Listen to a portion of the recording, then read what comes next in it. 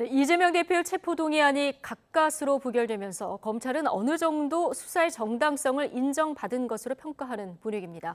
이 대표를 일부 혐의로 우선 불구속 기소하거나 추가 구속영장을 청구하거나 이런 여러 방안을 놓고 고심할 것으로 보이는데 김만배 씨의 구속 만료 시점이 다음 행보의 분수령이 될 전망입니다. 김혜린 기자입니다. 상식적 결론을 기대하던 검찰의 바람과 달리 가까스로 부결된 이재명 더불어민주당 대표의 체포동의안. 다만 흔들린 방탄을 확인한 검찰로서는 운신의 폭이 넓어졌습니다.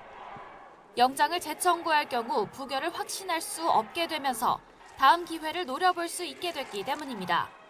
앞서 검찰은 체포동의안이 부결된 직후 본건에 대한 보강 수사와 함께 현안 수사를 엄정하게 진행하겠다고 밝혔습니다.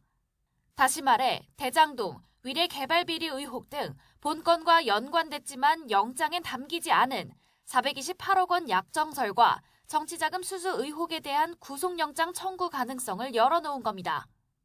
여기엔 백현동 개발비리 의혹과 수원지검에서 수사 중인 대북송금, 변호사비 대납 의혹, 성남지청에서 들여다보는 정자동 호텔 개발비리 의혹 등 현안 사건에 대한 영장 청구 가능성도 담겼습니다. 그러나 검찰이 428억 원 약정 혐의를 새로운 영장에 담기 위해선 화천대유 대주주 김만배 씨의 진술이 필수적입니다.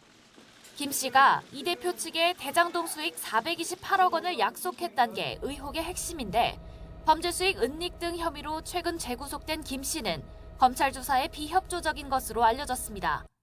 검찰이 김 씨로부터 유의미한 진술을 끌어내지 못하는 한 체포동의안 표결까지 이른 본건에 대해선 이 대표를 그대로 불구속 기소할 가능성이 큽니다. 김 씨의 구속기한이 채 열흘이 남지 않는 상황이라 그 전에 추가 기소를 해야 하는 만큼 다음 주면 검찰의 다음 행보가 어느 정도 윤곽을 잡을 것으로 보입니다. 남은 기간 안에 수사가 얼마나 진척되느냐에 따라 검찰의 추가 구속영장 청구 여부나 시기도 결정될 것으로 보입니다. YTN 김혜린입니다.